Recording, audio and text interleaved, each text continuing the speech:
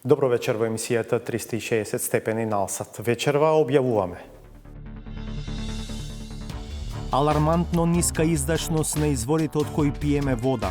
Скопје брои ситно до рестрикции.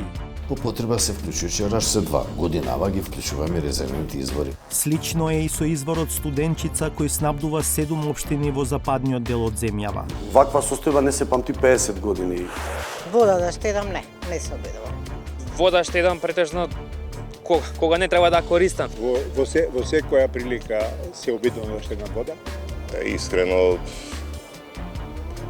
тешко. За водата кога микрофонот е ваш. Предходно тоа го викавме предизборен подкуп, сега го викаме инвестирање во човечки капитал. Во што е разликата? Овие политики се најавени со години на нас. Анализа. Основната цел на овој буџет е генерално да се задоволат предизборните апетити на оние кои што го конструираат буџетот. Опозицијата ја пропушти шансата да ја под наводници спречи власта да реализира дел од изборните ветувања кои изборите беа брзи. Дали и колку граѓанскиот активизам за повеќе велосипедски патеки дава резултат? Искуства од Скопје, Тетово и од Битола.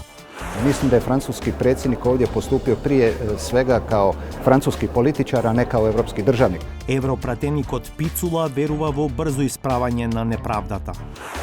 Ти го кариш на свадба, вика со кој ќе седам на масто. Човек, идиш на свадба или не идиш на свадба? Така да ВМРО ДПМН не прифана да стоја на пресконференција заедно со Социјалдемократскиот сојуз. Саботажа. Ако ова е доволна провокација, останете на Алсат и по кратката пауза.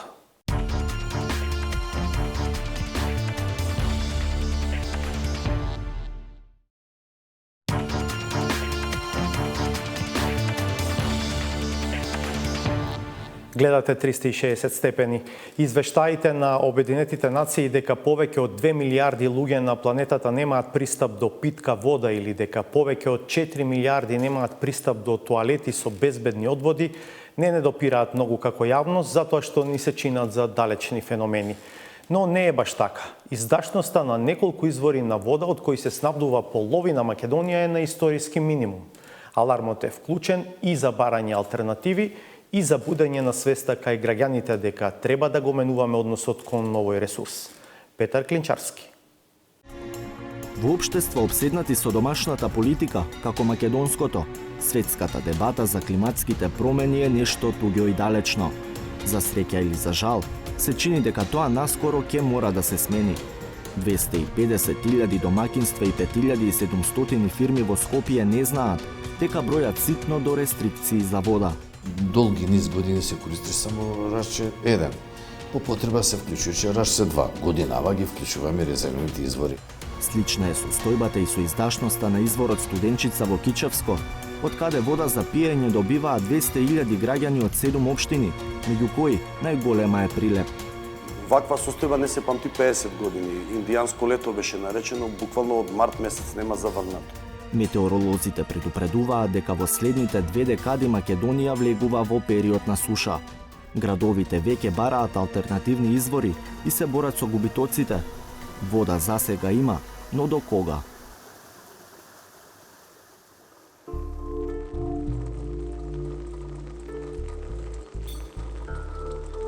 Во подножието на планината Жеден се наоѓа изворот Рашце. Ова е каптажата Рашце 1, местото од каде водата преку мрежен систем патува до домакинствата во главниот град Скопје. Кога го посетивме изворот, сместен во атарот на истоименото село во општината Сарај, не пречека дожд. Но и покрај врнежите, нивото на издашност беше само 1/3 од потенцијалот. За скопјани да немаат проблеми со вода, во системот се потребни околу 4400 литри вода во секунда. Во нормални околности, изворот Рашце 1 може да ги задоволи сите потреби со максималната издашност од 7200 литри во секунда, но таа знае да падне и до половина од потребите на главниот град, 2100 литри во секунда. Во моментов, Рашце 1 учествува во водоснабдувањето речиси со минимумот со 2400 литри во секунда. Недостигот се покрива деломно од изворот Рашце 2 со 1000 литри во секунда. Остатокот од 1000 литри во секунда потребен за оптимално снабдување на Скопје со вода се покрива од резервните бунари во Лепенец и Нерези, при што во употреба се ставени дури 5 од вкупно 7. Тоа значи дека во моментов се активирани речиси сите расположливи ресурси и резерви за главниот град, непречено да има вода. Во услови на ваква хидролошка состојба, безмилосно се користеше водата во Скопје за полевање, за миење на површини, што не е на крајот на криштата и лошо, треба да има и нели зеленило, но законот вика дека има приоритети. Водоснабдувањето треба да биде пред се. Со оглед на тоа што климатските прогнози не ветуваат повеќе вода во изворите, прва мерка за одржливост на Скопскиот водовод е да се намалат загубите. Во извештајот на Водовод и канализација за 2018 година е нотирано дека годишното производство на вода изнесува околу 104 милиони кубици, но дури 33% од произведеното, или околу 35 милиони метри кубни вода се губитоци, што поради старата мрежа, што поради кражби. Сликовито, Скопскиот водовод секоја година губи 13.000 олимписки базени питка вода.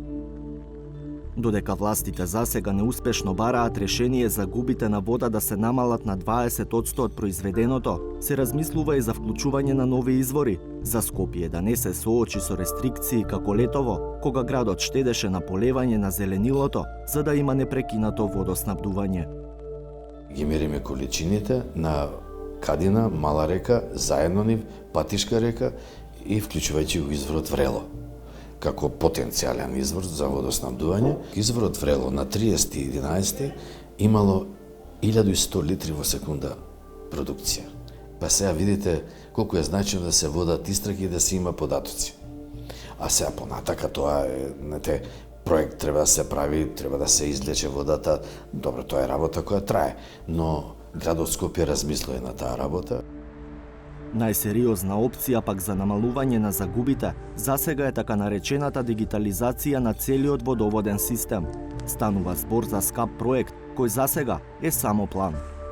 Би можеле да знаеме точно и конкретно од точка А до точка Б, например, каде што ќе бидат поставени дигиталните мерачи, каде имаме загуба во системот, дали станува збор за загуба заради дефект подземен во водоводната мрежа или кражба на вода. Меѓутоа ќе нема градот, да речам, поинаков избор освен да започне со имплементација на овој процес, затоа што многу поедноставно би било да ги направиме заштедите на питката вода за пиење со отстранување на овие аномалии, отколку да влеземе во градба, во копање на нови бунари, на нова инфраструктура.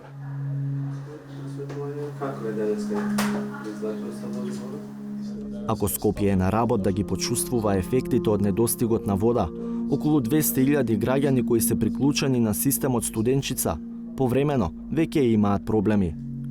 За Кичево, Пласница, Македонски Брод, Долнени, Крушево, Кривогаштани и Прилеп да имаат непрекинато снабдување со вода, потребни се 480 литри во секунда. Во јануари и февруари издашноста на изворот Студенчица била 623 литри, во мај највисок 1278 литри во секунда, за полетото, во октомври, да падне на историски најниски 490 литри во секунда. Од јавното предпријатие Студенчица велат дека нема простор за загриженост, иако веќе има рестрикции на одредени места. Станува збор за рестрикции од Пласница до Долнени во тој период од 22 часот до 5 са бајле, за да може во тој период да се полнат и резервариве за Прилеп и другиот крак, што е за да немат проблем преку ден да се снабдуваат со вода. Од Кичево со автомобил потребни се околу половина час да се стигне до изворот Студенчица. Овие бетонски плочи се каптажата на изворот, кој од затворен тип и нема допир со природата. Во внатрешноста, линиите на карпите го покажуваат нивото на издашност во најдобрите денови. 490 литри во секунда е под границата за задоволување на потребите на сите корисници рек Косломе. Во моментот рек Косломе е вон работа, значи и од кај нив добиваме информација дека во секој момент се спремни да стартуваат со работа, меѓутоа поради намалената издашност на изворот се уште не се стартува со комбинатот. За задоволување на потребите на сите корисници за хидробиолошки минимуми, потребите на рек Косломе се потребни некаде околу 900 литри во секунда вода. Стартот со работа на комбинатот, кој пак дава друг неопходен ресурс, електрична енергија, ги плаши жителите на планинските кичевски села. За нив тоа значи мал притисок на водата. Ние сме приклучени на цевководот што носи вода за термоцентралата. Значи термоцентралата троши вода чиста за да го измие јагленот, а населението што се наоѓаат овде во бившата општина Осломе немаат вода за пиење. Во моментот имаме, али преку зиму и летно време сме имале проблем. Стално со водата. По колку време? Можда недела дена, можда 4-5 дена, по некој пат и поќе. Нискиот притисок на водата се чувствува и во селата во соседните општини, како на пример во Поткули, Прилепско. До сега беше добро со вода, имаше снабдување, меѓутоа со сушата која што запати, имаше влијание и имаше отрас на водоснабдувањето. Во однос на водоснабдувањето, Прилепскиот регион е поделен на две зони, ниска и висока. Во ниската е центарот и околината, каде живеат 65% од населението. Во високата зона се дел од населбите и некои приградски села, каде живеат 35% од населението. Во недостиг на вода од Студенчица се користат резервни бунари. Во моментов, активни се дури 17 од вкупно 26. Ова е прв пат годинава да се користат бунарските постројки за дистрибуција на вода во високата зона, вели директорот на Прилепски водовод Емил Јаневски. Овакви метеоролошки услови, кога Студенчица доставува 90 литри во секунда согласно нивните можности, а високата зона има потреба од 160 литри во секунда, реално е да очекувате проблем. Прилеп не смее да се откаже од Студенчица, вели директорот, но додава дека е неопходна нова стратегија за водоснабдување на градот. Студенчица е проект кој што е реализиран 1989 година и е планиран практично долгорочно за 30 години. Водоснабдувањето планирано за 30 години изминуваат, мора да се развива нова стратегија. Има повеќе можности кои што се разбира дека се доволно скапи за да не може да ги реализира само јавното комунално претпријатие или општина Прилеп, односно потребна е поддршка од државата.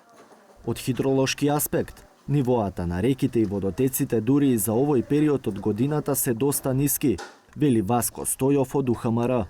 Но доколку состојбата се анализира во подолги временски интервали, тој уверува дека нема поголеми одстапувања од просекот.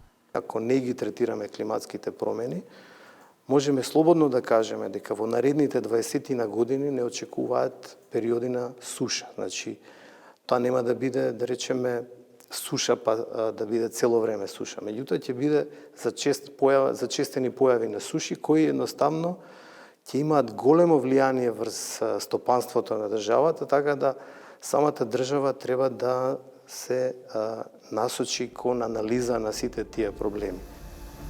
Ако се вклучат и проекциите за климатските промени, во националниот план од 2013 година се вели дека во Северна Македонија до 2025 се очекува пат на врнежите на годишно ниво и постепено зголемување на температурите.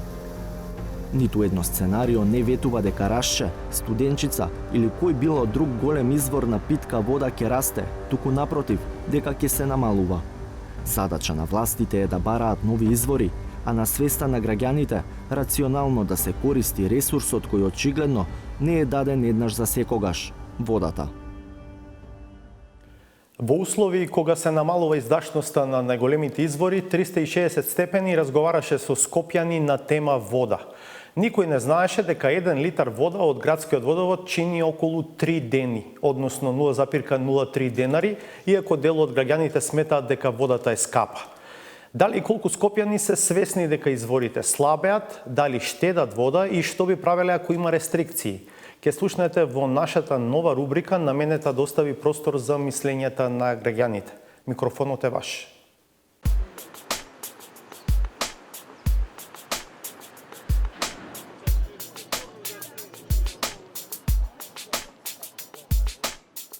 Па не би рекла дека е прескапа водата, дека е во ред. Па искрено ви кажам, според квалитетот мислам дека е скапа. За нашите стандарди претпоставувам дека е малце на високо ниво, малце е поскапа. Па за некои граѓани е прескапа. Мислам дека цената е објективна. Водата ја користиме и за наводнување, и за трева, и за друго, за трето. Мислам дека е преевтина и така да неодговорно се однесуваме цела нација, да кажем. 1 литар вода баш не можам да се седам сега во моментов. Од прилика кај нас, па не сум запознат со цената. Па тоа искрено не знам. Не се обидувам. Вода да штедам, не се обидувам. Вода штедам претежно кога не треба да користам. Јас немам што да исклучувам затоа што мене водовод за месец дена ми става сметка по 2000 евра. Така да 3 години веќе немам вода и немам што да исклучам. Во секоја прилика се обидувам да штедам вода. Треба секој граѓанин да се запознае со она што не чека. Недостаток на вода ќе има, така да ќе мораме да штедиме. Као што ратуваат за нафта, сега ќе ратуваат за вода. Во поглед на сушата, на водата, дали ќе има, дали ќе нема, е загрижувачки фактор. Мислам дека имаме доволно вода, само треба рационално да се користи таа вода. Рестрикции по неколку сати ако се воведат, тоа би било, ми се чини, доста голем проблем. Изворот Рашче треба да го чуваме и негуваме како повредно од извор на нафта. Па јас живеам во зграда и многу е тешко да се снајдеш. Искрено не знам што би можеле освен да купуваме вода. Ја не гледам друга опција.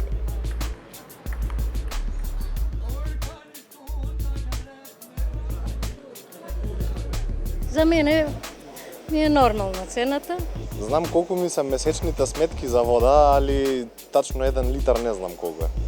Не е за прескапа, не, али средно, али не е доволно чиста за пиење. Гледам да затварам чешмите. Друг начин јас живеам во зграда, така да друго не можам што да седам. Ние треба сами свесни да видиме ние да вода да штедиме.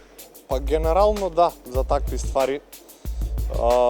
И на туширање гасам кога треба да се да. Кога би немало вода, Бога ми не знам. Најстрашно е нешто затоа што еден сад да немаме вода, ние паника не фаќа, камоли да се каже подолго време или да нема вода. Па нема што ќе правиме, ќе заштедиме. Ќе одвоиме за утре дента. Проблем. Треба вода у секој момент.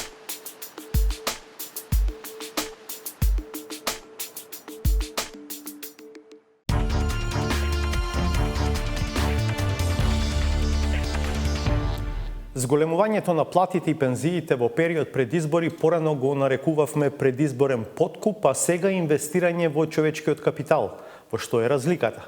Вакво прашање доби премиерот на пресконференцијата на која го презентираше предлог буџетот за следната година. Одговорот на Зоран Заев беше дека станува збор за спроведување на политики планирани од поодамна и дека ни едно евро од парите што ќе ги позајми државата нема да се потроши за зголемените примања во јавниот сектор и за пензионерите. Колку овој пристап е политички легитимен и економски одржлив, од анализата на Славица Филиповска.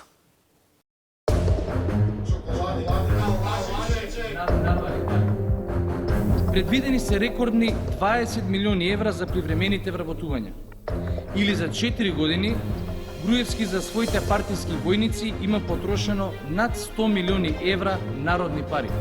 И потоа на лажиче ќе ви ги дава преку пензиите и социјалната помош нормално, обедувајќи се пред изборите да ви каже колку многу се грижи. СДСМ нема да дозволи чоколади за корупција и изборна измама. Вака зборуваа првенците на СДСМ кога беа во опозиција. Денес СДСМ е на власт. Владата го презентираше предлог буџетот за следната година. Централно место во него ќе биде грижата за човечкиот капитал. 10% покачување на платите од 1 јануари е компромисниот договор меѓу владата и синдикатот за образование. Пензионерите ќе добијат покачување од околу 700 динари од 1 јануари. Специјалистите од 1 февруари ќе добијат плати поголеми за 25%. 50 угласи за 80 атрактивни работни места. Сега ВМРО-ДПМН е во опозиција. Власта во 2020 година планира да потроши 3,9 милиарди евра на популистички и неразвојни програми.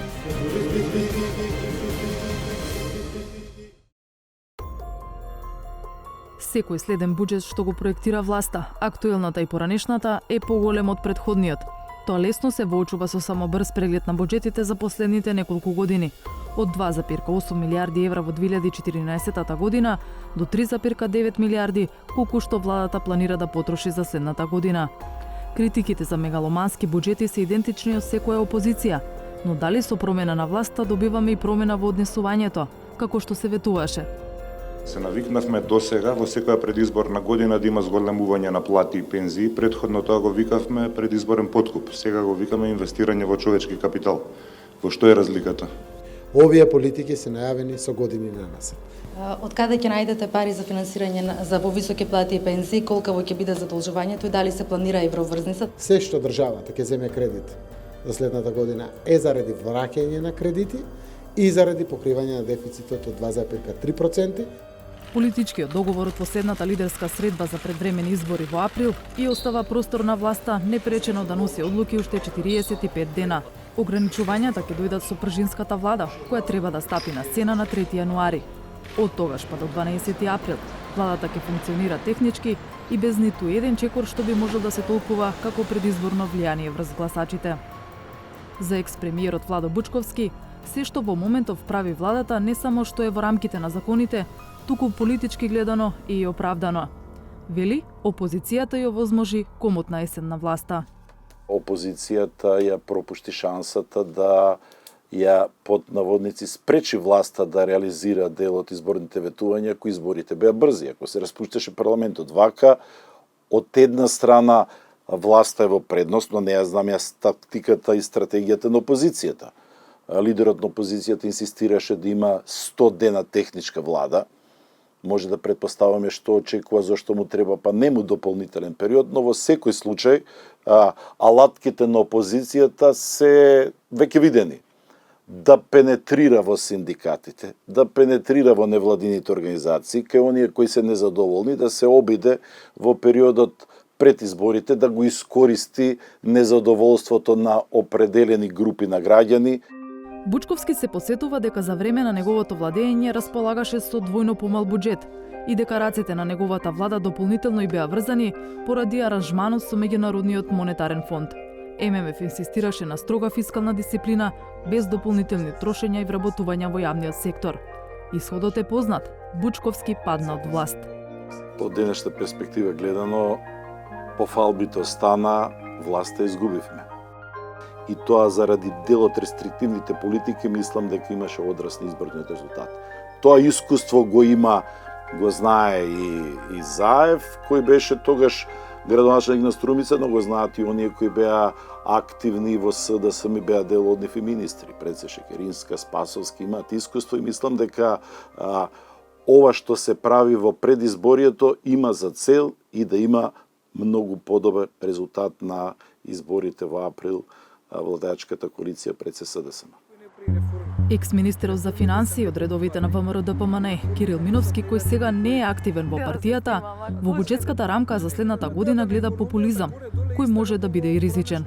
Секое зголемување на платите кое што не базира на зголемување на продуктивноста носи определени ризици, пред се ризикот од потенцијален инфлаторен притисок. Кога говориме за задолжувањето, трендот на задолжувањето, нешто што беше претходно критикувано, продолжува и тоа се отсликува и во овој буџет, иако велиме и инвестираме во човечки капитал, пред се тие инвестиции се инвестиции во плати, а не само зголемувањето на платите значи инвестирање во човеков капитал. Во човеков капитал инвестирање значи инвестирање во подигнувањето на квалификациите, вештините на работната сила, така да од тој аспект сметам дека кога влегуваме во една изборна година, основната цел на овој буџет е генерално да се задоволат предизборните апетити на оние кои што го конструираат буџетот.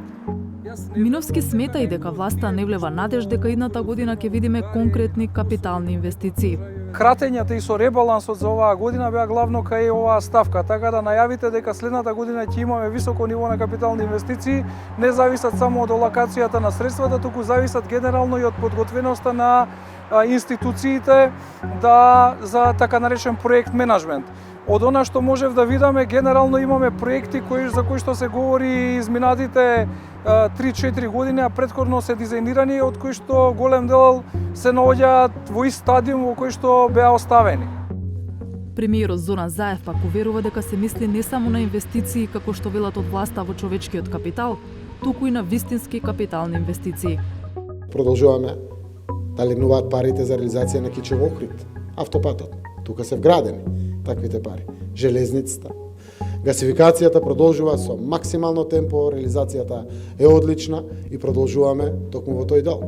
Зборуваме за 70 милиони евра ново задолжување за локалните патишни. Тоа е веќе вградено тука. Зборуваме за капитални инвестиции за болниците. Тоа се капитални инвестиции и уште еднаш да сублимирам. Нема нито едно евро, нито еден денар задолжување за плати, за пензии, за социјални издатоци, за плати на јавната администрација. Одговорот на опозицијата на владината кампања на зголемување плати дојде лично од лидерот на ВМРО ДПМН. Христијан Мицкоски сними провотивно видео во кое вели дека Заев лажно сервира покачување на платите. Истината е дека ова зголемување кое ви се ветува е задоцнато и премало. Зголемувањето на платите конкретно на просветарите. Мицковски го коментираше и на терен, меѓу жителите на Кавадарци. Ајде секој вработен да добие примање оноку што му следува, а му следува просечна плата без додатоци од 36.600 денари. Зошто толку? Затоа што кога ќе ги помножите 14.500 денари минимална плата со коефициентот на сложеност на работно место, што го има секој вработен во образованието, а тоа е 2,533, тогаш добивате сума од 36.600 денари. Ајде да не ги лажеме, да не ги манипулираме луѓето. Ајде да го испорачаме тоа кое што им следува согласно закон и согласно колективниот договор. Проверивме дали е можно власта да ги изигрува наставниците. Математиката што заеднички ја направивме со СОНК е различна од онаа на Мицкоски. Просветарите од 1 јануари добиваат 10% покачување, што на пример за вработените во средните училишта ќе значи најниска плата за најниското ниво на сложеност од 15.227 денари. Кога овој износ ќе се помножи со коефициентот за сложеност за професорите за кој зборува Мицковски и кој изнесува 2,533, се стигнува до сума од 38.569 денари бруто плата за професорите во средно, без минат труд и други додатоци. По одбитоците за придонеси, професорите на сметка ќе добијат нето плата од 25.966 денари.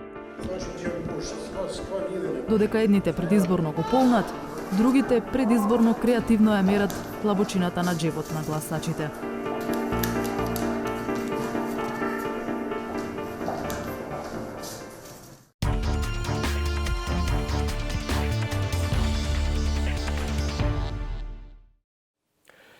Колку граѓанскиот активизам ги покренува властите да ги менуваат работите на подобро? Конкретно, колку глобалната иницијатива насловена критична маса, која има своји разграноци во речиси сите поголеми градови во земјава, придонела за ширење на велосипедската инфраструктура во тие места? Искуствата се различни. Антонио Крставски. Граѓаните на Сан Франциско важат за иницијатори на сега веќе светското движење критична маса. Во пракса, тоа е еден ден во месецот кога велосипедистите возат во група по улици за да испратат порака и до возачите и до властите. Тоа што Сан Франциско го стори во 1992 година, Скопје го направи прв пат на 30 мај 2012. На првата скопска критична маса имаше 100. 7 години подоцна, на последната, беа многу повеќе велосипедисти. Неколку годишниот притисок на крај ги натера и градските власти да почнат да помагаат слични настани.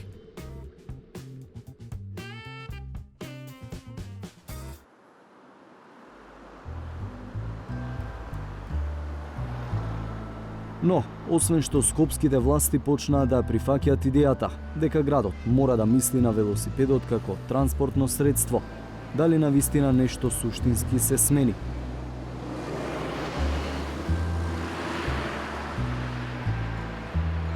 Дарко Арсовски, еден од најголемите поборници за проектот Скопје-Велоград, вели не во кампањата за локалните избори како представник на иницијативата Скопје на точак. Потпиша меморандум за соработка со тогашниот кандидат за градоначалник Петре Шилегов. 2 години подоцна, вели Арсовски, не е исполнета најважната точка да се напушти автоцентричноста при планирањето на просторот. Реконструкција на улица не значи промена на асфалтот на коловоз. Ниту пак кога ќе сменат коловоз на Партизански достава 3,5 метарски широки ленти по кои што може да се вози како на писта. Реконструкција спаѓа промена на пешачкиот, промена на велосипедскиот сообраќај, ленти за автобуси кои што може да движат брзо, да не се во конфликт со останатиот сообраќај, промена на начин на планирање, тргање на бандерите и билбордите и автобуските стојалишта и контејнерите од секаде да бидат само во една лента. Според шефот на кабинетот на градоначалникот Никола Наумовски, кој патеми самиот користи велосипед, транзицијата не може да биде толку брза. Основната причина е што има многу повеќе возачи на автомобили отколку на велосипеди. Социјалниот живот ми зависи од тоа, многу често и за работа го користам, одам на состаноци, а особено ми е корисен кога треба некаде теренски да отидам и да направам некаков увид на лице место. Поедноставно е да заминам таму со точак и да се вратам, отколку да наоѓам да барам кола, да ме носи таму, да ме чека, да ме врати, или пак не дај Боже да барам паркинг. Знаеме каква е состојбата со паркингот во Скопје. Но, тоа не значи дека притисокот од неформалната критична маса не дава резултат. Од градот вела дека активно работат на нови патеки, особено во правец север-југ, бидејќи ако се погледне мапата на Скопје со исцртани велосипедски патеки, веднаш се забележува дека најголемиот дел од нив го поврзуваат само источниот со западниот дел од градот. Гледаме отприлика 35 километри. Ако минатиот градоначалник имал во просек 3,1 километар велосипедски патеки направени за една година, ние во првата година имаме 12 километри. Односно, за една година сме сработеле 60% од патеките што тој ги сработил за 8 години. 35 километри, толку приближно е растојанието од излезот на Скопје до Тетово. Познат како градот по чара, но познат и по сообраќајниот метеж кој почнува уште на влезот.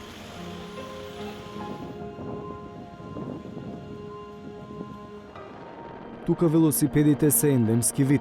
Причината – нема велосипедски патеки. 2 километри, толку е вкупната должина на велосипедските патеки во еден од најголемите градови во државата, Тетово. Но и тие 2 километри не се целосно функционални. Сликата зад мене покажува дека во овој град речиси е невозможно да се биде велосипедист.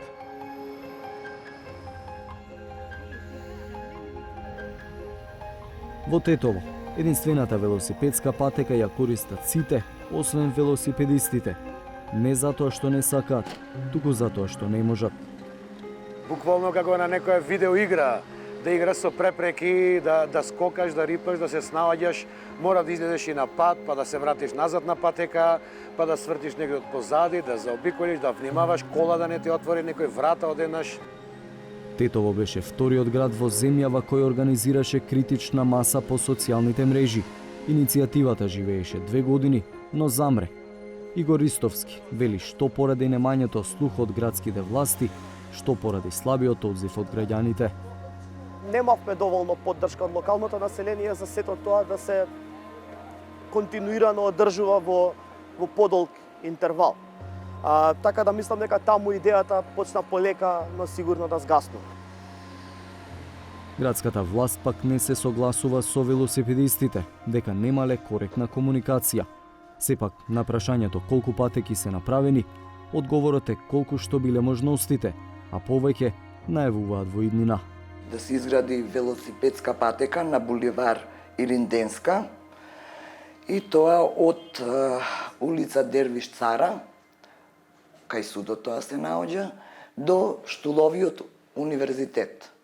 При што должината на велосипедската патека ќе биде од 4,4 километри.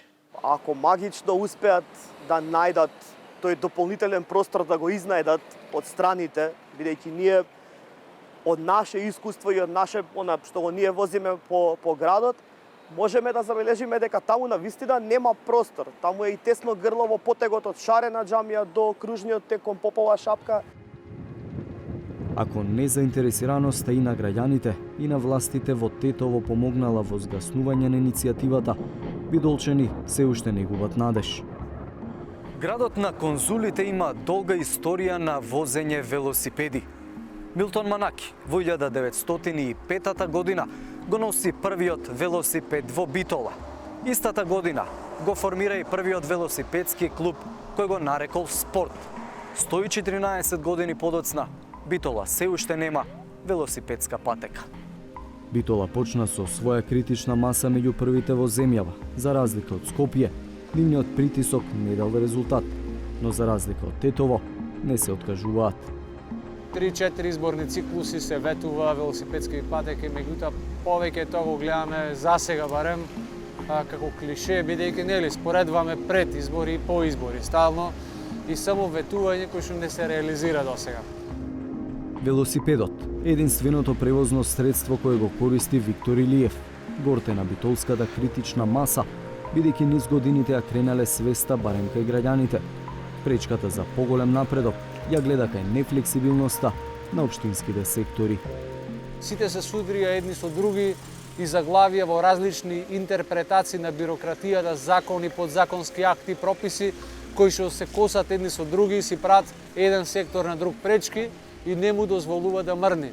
Она што нас како граѓани не чуди е како е можно истите закони, законски прописи во Скопје да овозможуваат правење на патеки да се инвестира, а во Битола да не и во другите градови. Општинската власт пак се правда дека во Битола не можат да се градат велосипедски патеки поради несоодветни сообраќајни решенија од минатото. Градоначалничката Наташа Петровска сепак ветува дека ќе се изработи детална сообраќајна студија за централното градско јадро, која ќе отвори простор за велосипедскиот транспорт. Сите овие компоненти и елементи кои што ги споменав треба да се вклопат во една целина, за да имаме навистина велосипедски патеки по стандарди. Бидејќи под стандарди подразбирам нешто што ќе овозможи да велосипедистите се движат, но при тоа бидат и безбедни и да бидат запазени сите законски процедури. 27 години по својата прва критична маса, Сан Франциско денеска има вкупно 720 км велосипедски патеки од различни категории. На последниот попис овој американски град имало околу 800.000 жители. Скопје според последниот попис има околу 500.000 жители. Не заостанува многу по популација за родното место на критична маса Сан Франциско, но 35 наспрема 720 км велосипедски патеки ја опишуваат вистинската разлика во менталитетот на жителите и приоритетите на властите.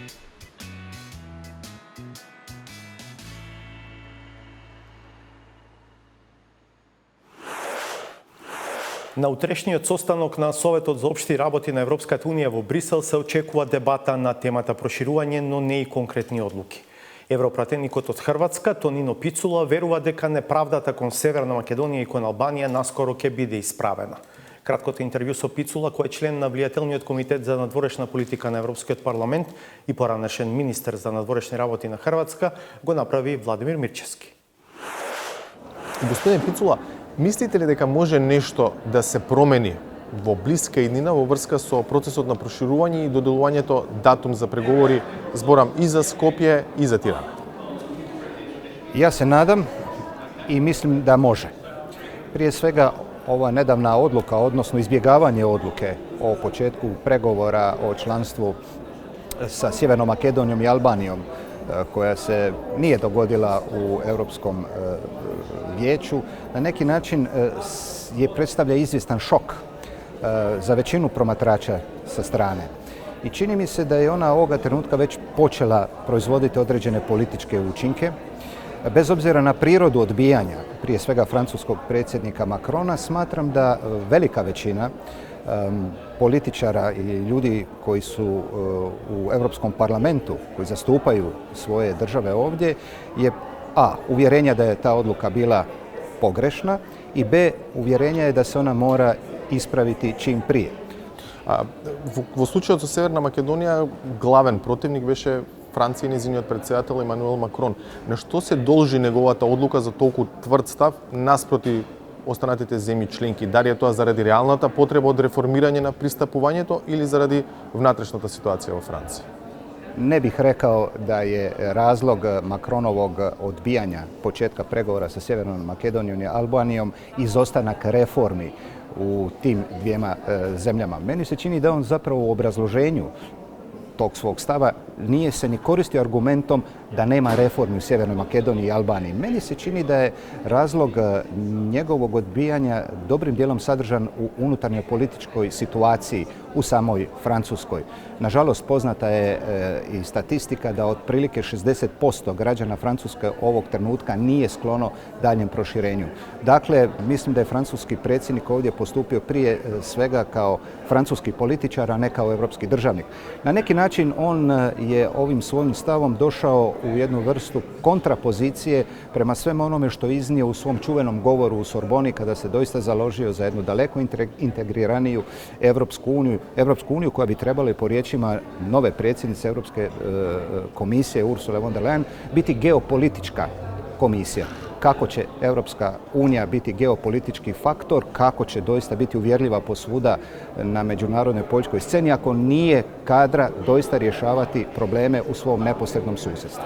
Ja mislim da je to u interesu i Republike Francuske, tim prije što predsjednik Macron doista želi igrati veliku ulogu u europskoj politici i nakon Brexita, ali i nakon odlaska sa vlasti njemačke kancelarke Merkel. Naravno, da bi tu ambiciju mogao potvrditi, on doista mora vući poteze koji će biti u korist Europskoj uniji, kako mi želimo vidjeti u 21. stoljeću, a ne samo svojoj zemlji Francuskoj. Конкретно за Северна Македонија се бараше да се испорачаат не само делот на реформите, туку и затворање на тешки прашања, како што е прашањето за името со Грција, договор со Бугарија. Меѓутоа, сега европската перспектива како да се повлекува во однос на Македонија, што од друга страна предизвикува разочараност кај граѓаните, дека во догледни не е можно зачленување во европското семејство. I ovaj razgovor sa vama ja koristim kao prigodu da doista podsjetim koliko je hrabro u nekoliko navrata istupila vlada gospodina Zorana Zajeva kada je problemima gledala u oči.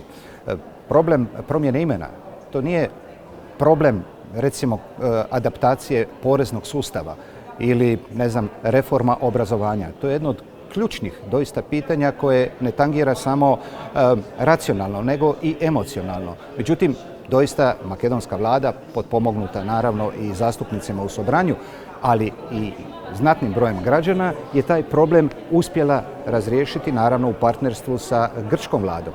Spomenuli ste da je i Makedonija uspjela i ugovorom sa Bugarskom otkloniti jedan niz problema koji su opterećivali međusobne odnose. Govorimo o dvijema državama članicama Europske unije. Ja ne znam što može biti bolji doprinos jedne zemlje regionalnoj stabilnosti i doprinos suradnji. Nažalost, Europska unija nije odgovorila na onaj način na koji bi mi ovdje u Europskom parlamentu htjeli. Ali nažalost to nije ni usamljen slučaj. Ta vrsta krize se osjetila jednako tako kada je i Kosovo bilo suočeno sa jednim setom dodatnih zahtjeva kako bi građani Kosova bili oslobođeni viza da bi mogli putovati u Europsku uniju.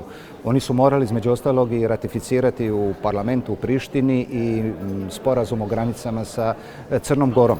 To su oni napravili, što je bila izuzetno složena politička operacija za kosovske vlasti, ali se nije dogodilo ukidanje viza. Dakle, ponavljam, Ovo, nažalost, predstavlja jedan negativni kontinuitet od strane jednog dijela institucija Evropske unije, kojim bi naravno trebalo potvrditi evropsku vjerodostojnost. Nadam se da će se s tom politikom prestati.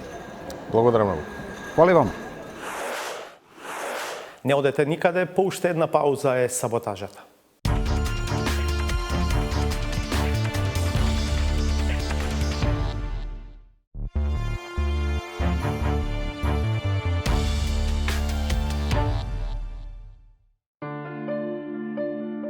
Користењето зборови чија употреба има цел да покаже ерудиција и елоквенција, предизвикува сосема спротивен ефект, особено ако такви не постојат и не се забележани во ниту еден речник. За некој што се смета за битен, воопшто и нема потреба да се користи странска фраза, туку елегантно да се каже дека е важен. Сабајлево и поканив сите елевантни фактори во учеството на овие проекти. Релевантно е да се нудат проекти, ама нивното значење ја губи релевантноста, кога оние фактори кои што ги образлагаат, а 3 децении се на вртелешката на власта, со користење на неадекватни акценти за моментумот не баре живеат во државата од која потекнува цитатот, инсистираат на тоа дека тие сториле се што требало, а сега граѓаните биле наред да возвратат. Ова е наша заедничка земја и да си го поставите сите прашањето овој пат што можам јас да направам за Македонија, а не што може Македонија да направи за нас. Не треба само да гледаме што партијата или државата ќе направи за нас, туку што ние можеме да направиме за нашата партија и за нашата држава во наредниот период. Тоа е македонизмот што ние сакаме да го вратиме. Ова унисоност наоѓа потврда во впечатокот за функционирањето на субјектите кои го истакнуваат прашањето на кое треба да се одговори, барајќи од електоратот да го промени однесувањето. Испораката која се бара се чини не остава простор за размислување за начинот на кој досега действувале. Тие се однесуваат спрема државата како две групации што во одредени 4 години кој ќе го купе петало. Нив Македонија има петал. Сепак не било така. Се кубат и постои разногласија, ама само за тоа кој да биде поблиску до златната кокошка. Сите би сакале до неа, ама сами. Па летаат пердови ако треба да се дели асталот на кој се очекува да се мрси. Не фати и нас вирусот од нашата држава, ти го каниш на свадба, он вика со кој ќе седам на маста. Човек, идиш на свадба или не идиш на свадба? Така да ВМРО ДПМН не прифана да стоја на пресконференција заедно со Социјалдемократскиот сојуз. Истото веројатно би се случило и од другата страна, оти се работи за лице и опачина на една иста монета која служи само за подкусурување. А во подготовката на оброкот за народот се менува само листот и начинот на кој се витка, ама зајрето си останува исто. Дојдовме на буџет што се вика растурена сарма. И што направивме? Ја собравме таа растурена сарма и почна да функционира. Затоа како навистина проработи, сведочи системската аномија која е предизвик дури за чуварот на оставштината на паркобраните. Тој се понуди да биде првата жртва на скопската зима. Факел број 2, кој ќе гори за да ја стопира градежната инвазија подпомогната од домашните обвинителски колаборационисти. Па да земам да се самозапалам за да реагира некој. Па се искрено е. И на крајот, искрено или не, секој сака да му остане делото додека е жив и да си фати адекватно место, барем во предворието на рајот. Това не е добро на животе, да имаме ние пред црквата две дупки празни за гроб. Предвременото обезбедување за оној свет е само подкопување на актуелниот. Или инвестиција во иднината, ако веќе така се гледа на ветениот живот. Толку за вечерва. Благодарам што бевте со 360 степени. Ако останете на Алсат, ќе ги видите и вестите на македонски јазик. Од нас пријатно до петок во 22.